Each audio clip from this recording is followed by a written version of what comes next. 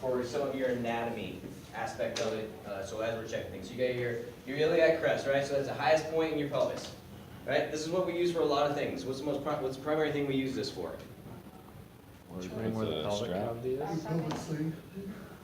Our backboard straps, right? So this is a great anchor point for anything that we're going to do to anchor the hips or pelvis. You know how like we were doing like, hey, let's throw a single strap on somebody, right? Single strap, the best spot is going to be right on that pelvic strap, okay? I saw some pretty interesting creative ways of putting straps on yesterday.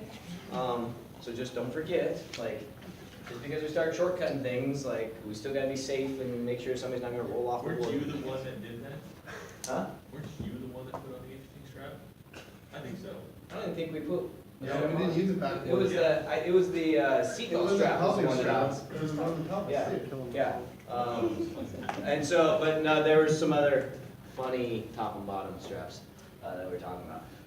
All right, so you got your iliac crest, right? So that's a big, so as we're palpating, check for stability, right?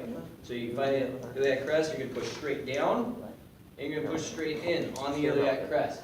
And what that's gonna do is that's gonna tell you a lot of what's going on down here, okay? Do you think these are easy to break up here? Not easy. These are huge bone masses, right? Yes, they can break, and if you can pull off a break there, like, you wanna see those x-rays, because like, there's a ton of mechanism related to it. Most of the time, your fractures, people are gonna snap things off, they're gonna snap off in this region here, okay? And so the reason that we do the third check is our synthesis pubis check, is we're pushing right here, right? Because what can happen is a lot of times the pelvic, depending on the impact, if it's like a straight on impact or a lateral impact, it can basically pull that pelvic, this side of the pelvic girdle, and you can shred right here, right? You can snap off right here or right here. If you push on the synthesis pubis, they're gonna have pain on there. You can push and do all this up here, but there's so much mass of bone up here that's keeping things intact that this stuff down here isn't gonna move. Does that make sense? Do we rock the pelvis? Why do we not rock the pelvis? Do more damage. Arteries and could, if it's broken, then So you think about it, if we're snapped here, right? So, and we start rocking it, what's that gonna do? It's gonna start opening that up even more, right? And there's lots of vessels that run through here. So if we rock something that's broken and then we rock it back, right? What's the potential there? We several end up arteries. catching vessels and stuff in some of those areas, right? Can somebody die from a pelvic fracture? Oh, yeah. How much Not from fluid can that hold? 2 liters. So, can you die from 2 liters? Yeah. Yeah. Are you gonna notice, at what point are you gonna notice that there's 2 liters in the pelvic cavity? When it's sloshing. The And their pulse goes up. When they start losing their consciousness. 2 for 2, Noah. When you have blood sloshing from side to side, that's when you know. Like you poke a little hole in there and the blood comes out and like Like a it's over. stethoscope, right? Yeah, you're listening for the slushing noise, right? Okay. Have you ever So seen we go back to the heart rate, right? So you can lose 2 liters. You can lose more than 2 liters because you got your whole femoral area. You can lose a ton of fluid in there. Basically, I would guess you could lose your entire like body amount from here to here, and you would probably be very late to notice, right? So it's gonna be that heart rate that's really gonna cue in, right? If I got a heart rate of 110, how bad am I bleeding? not bad. Not too bad. If I'm bleeding at 120, beating at I'm gonna 120. be more concerned. Okay. What about 130? More concerned. 140? Really Yeah, oh, yeah. concerned. 220? Oh man, Oh. now we're in this. Now what? Behind. Weak. It's not good. I'm behind the game. Well, you should have noticed it earlier. Oh, good. Because That was a good one, Noah, I'll be honest. Okay? So what happens at 220? What's at 220? What do we... And the heart's not even properly. It's beating. not. Yeah. It's not effective. Okay, so is a normal response for the body to hit 220? No.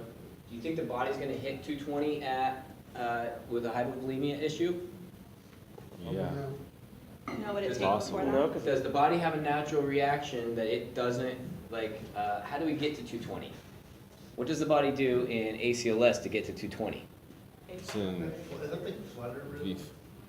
V-fib, V-tac, yeah. V-fib. So VTAC, 220 is VFib. like an SVT, right? VTAC usually can't get going that fast.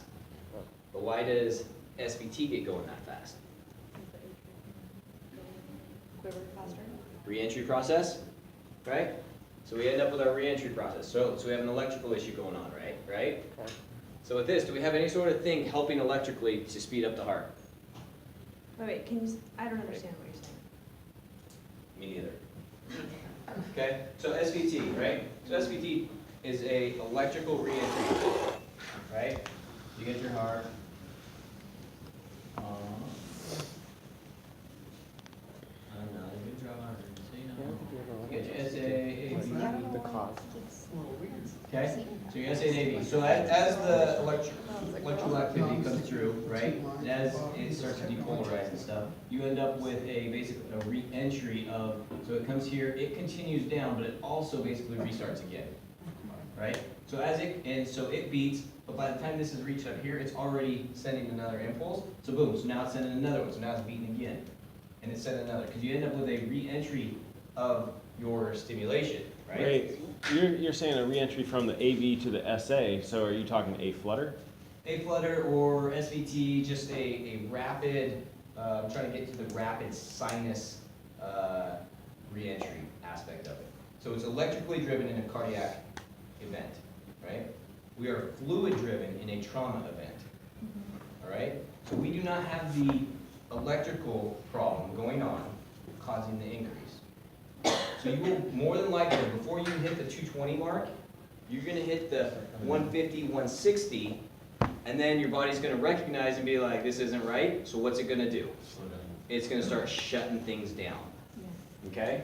So if you end up in these rapid, like 220 tachycardia things in a event not this dude with the thing in his chest, but like a normal traumatic event, like, hey, you find somebody down, they took a shot to the chest, you had something like that, you gotta start going back to thinking, I was like, okay, It's a cardiac event. are we having a cardiac Additional event to now? the Is this trauma.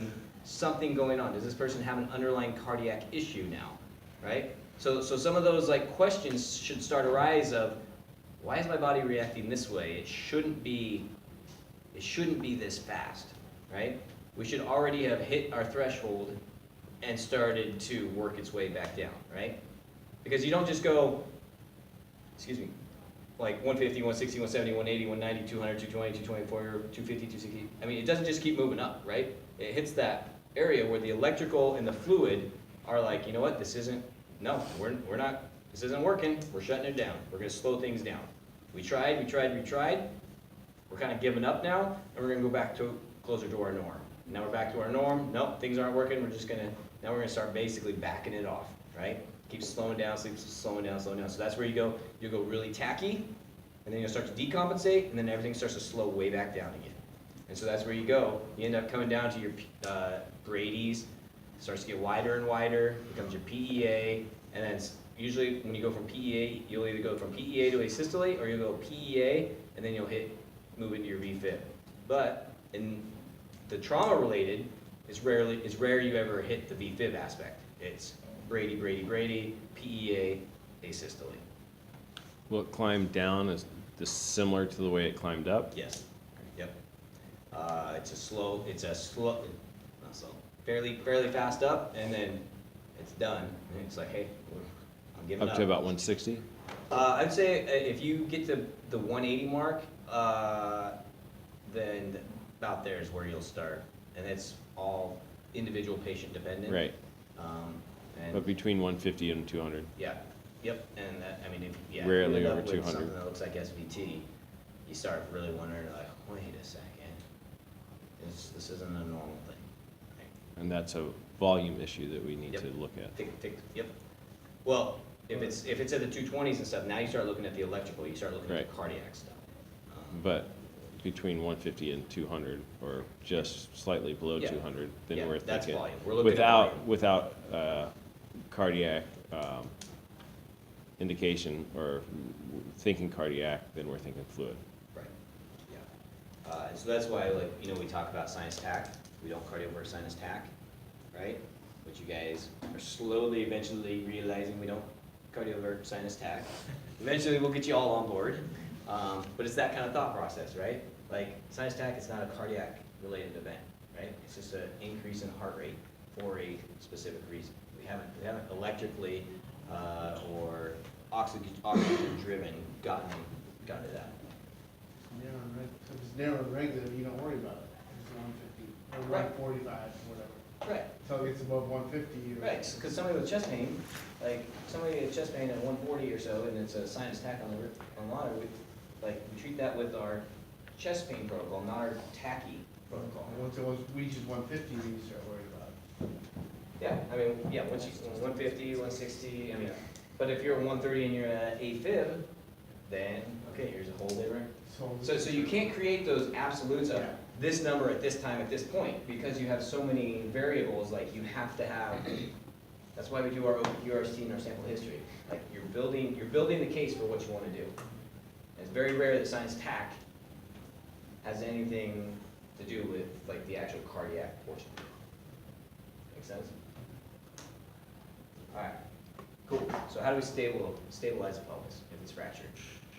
The pelvic sling. Sam, The pelvic Sam slings sling. so we have a sheet, a towel that we can use as a pelvic sling, crisscross, come Can over, use tie, pull their tight. clothes also. You can use clothes. Like their Basically, you pants. could use a coat. Coats are actually, you know how everybody ties them around their waist. You just fold those up and you basically create a swath, like almost like a sling, but you create a swath, bring it around, tie it tight. You they tie may- that- Cut their legs and tie it around their, Do what? cut the legs of their pants and also use that to stabilize the pelvis. A paramedic told me that. I'm working through it. I don't know. I You think if could. you did that, you'd have to like, You'd have to cut up. the right leg would have to go around the left hip and the left leg. You would crisscross. Because eventually you have to crisscross in order to tie, because what you're trying to do is you're trying to pull the pelvic girdle together. You're trying to hold everything together. They make commercially available SAM splint pelvic girdles. The problem with those is as you pull them, they have plastic pieces on them. And what do us in the EMS world do with everything? Break it. We break everything. So we go to tighten things down and it's got a plastic buckle. So what do? We pull as hard as we possibly can because we're like so close. Instead of just letting it off one click and then doing the next one and tightening it down, we try and we're like, oh, it's gotta be as tight as it could possibly go. So we're like, and then bing, pops up and he's like, all right. I thought those were spring loaded so that The once newer- you got The newer ones are. the newer ones. Yeah, the old ones used to be like, almost like the backboard clips where you'd pull them out and you'd stretch them, and then once you get it clipped, then you'd pull the thing tight on it, so it was almost like a ratcheting, like lever mechanism. So everyone was just like, oh, we gotta get this, because this will be really tight, and then you get there and it'd be like, and then part of the strap would rip off or break off the buckle. So. When we put that pelvic sling on, do we put it low? So you want to try and get it, basically the idea is you want to try and get it right over the hips, okay? And catch it right along here, okay? What we're really shooting for is if you go with your, find the lump on the side, greater trochanter, which is basically going to be right out here. And so you run it across right through there, because it's a big wide thing, and you're basically holding everything in together. Because with us, we don't know what's broken in a hip fracture, right? Like you get people with rotated hips, medial, lateral, is it a dislocated hip, is it a fractured hip? So what our job is we want to just basically hold everything together. Because as we move people, if it's a greater trochanter fracture, if we just hold this together and keep it from moving, X-ray is going to tell them that. You run the risk of increasing pain if it's a greater trochanter fracture. If it's a complete femoral head snap, pain may increase, right? And so that's why we do these checks up here first to try and check the stability of the pelvis. And if we get pain with these types of movements, I'm leaning more towards pelvic girdle fracture versus the femoral head fracture. And so as you guys, because we get a ton of hip fractures and hip dislocations and stuff, like when we bring those into the ER and when you guys do your internship and stuff, just start paying closer attention So like, if it's a fracture a lot of times, and dislocations, you'll see people that are rotated medially and it'll be shorter, be rotated out, usually it's a fracture, unless they have a giant mass on their ass now because the greater trochanter is sticking basically on their butt cheek. So you get all kinds of crazy different things. So just take a look at them, feel them, palpate them, and just know this isn't the hard palpation of the abdominal cavity. You're doing very light palpation. Hey, always start away, work your way towards the injury site, right? Yeah. Is there a way to differentiate between a fracture and dislocation for the hip? There is, if you have deformity with with obvious deformity of the femoral head, right? So if you're greater trochanter, a lot of times it's going to be rotated medially and you're going to end up with a big bump right here, right? Well, that's just your greater trochanter that has popped from here to here, right? Most people have history of it, and so some people will be like, hey, this is what I need you to do. I need you to just take my foot, pull on it, and rotate it. It's like, no, we don't do that, right? But if it happens to, like, as we're moving, pop and pop back in, then that happens. But if somebody asks you to do something, well, we don't do that. The only thing we can put back in is the patella, right? Yeah. Good to know. Yes. It's the only thing we can technically do in the I pre-hospital heard setting. somebody said we had one chance on things. Anatomical positions, you can go to anatomical positions, but the thing is if you're anatomically putting something back, you go to the position, anatomical, if you have any resistance, you have to stop, right? Well, if something was dislocated, you're gonna meet resistance right before it goes back in. And so the idea is patella is the only thing we can technically relocate in the pre-hospital setting. How are we doing that? Why? Huh? How do we do that? Just, Patella, it is the funnest thing. Anybody have a patellar dislocation? I saw that in the ER when I was at McKenzie. We- It was insane. We had one on a call that we went on, but the paramedic didn't want to relocate it, so we just transferred him to the hospital. I have a lot of words I could say right now, but I would get lots of tally marks. Because that is one of, like, I popped the kneecap in so quick, like, most of them are supposed to be transported, but I don't take them to the hospital, right? Because it's a very common thing, especially tall, skinny teenage girls are the ones that do it. Because if you look, like, a lot of times their knees are gonna move in, like as they stand, as they grow, because they haven't really developed a lot of the leg muscles and stuff. And so what they do is they frequently will get a lateral dislocation. So if it's medially dislocated, we don't mess with it. We leave it there. But most of the time it's laterally dislocated, so you end up with this giant, like, kneecap right on the side, and their leg is bent, right? So, And they can't straighten it? they can't straighten it. So Blake, hop up here real quick. This Blake's Actually, come on, Actually, Actually, Blake, go ahead and lay down here on the ground for a second. Okay, so we'll do this and then we'll call it a day. All right, so bend your knee. Okay? So his knee's bent, right? He's in a lot of pain. He's sweating. He's pale, cool, diaphoretic and stuff. His kneecap is right here. Okay? So you do your thing. You're like, hey man. So you got two methods to do this, right? So I thought he was a young teenage girl. He is a teenage girl. Okay. It's the mustache that really put him over the top, right? Okay, so he's got his kneecap over here. So as you go to do this, there's two thoughts to this. Some paramedics will pre-medicate beforehand. Anytime you pre-medicate, then they have to go to the hospital. So I do it, and I'm just like, hey, these are the options. I can either put this back in, and mom's gonna come get you, and you're gonna go home and put some ice and stuff on it and do that, or we can zonk you out, and surprise, surprise, none of the kids have said, yeah, because what do I do is I say, hey, we can get a needle, stick the needle in your arm, give you some medication. What do kids want? No, they don't want needles, right? So most of the time and it's so quick and easy that we don't even need to make it. But sometimes it's not. But we do have one chance at doing this. So personally, I've never got it back in, but I have watched people not be able to get it back in. I thought it was a technique thing, but as a crew, you have one chance to put it back in. If not, you splint it and you take them to the hospital. Okay, so when it comes to popping this thing in, okay? So the way I do it, okay, it's like, hey buddy, so this is what we're gonna do. We're just gonna straighten your leg out on the count of 3, okay? And so I have somebody grab the leg here, and I put my hand up underneath here just like this. So his kneecap is right here. So I reach down and I grab onto the kneecap, okay? So I basically hook my fingers underneath that kneecap there, all right? And so as we're moving, so as we start to straighten up, I'm kind of grabbing that kneecap and I'm pulling it away from the skin, or basically pulling it away from his body. So, all right, so as we pull it, I'm pulling it out and rotating it at the same time, and then straighten it out and it pops right back in. All right, so then we hold it here for a second, check it for stability. Okay, move it back and forth. Hey, how's that feel? And it's an instantaneous relief when they did it. Like, oh, because it does do a little pop when it moves back in, okay? All right, so then I take it, I'm like, okay, we're good. And I hold my hand here, and then I bend the knee, okay? Because what am I looking for? I'm looking to see whether or not it has any sort of lateral movement. 'Cause if it has lateral movement, yeah, you probably need to go BC, and you got ligaments and stuff in there. You also have some arteries and veins and stuff that are in there that can be affected, right?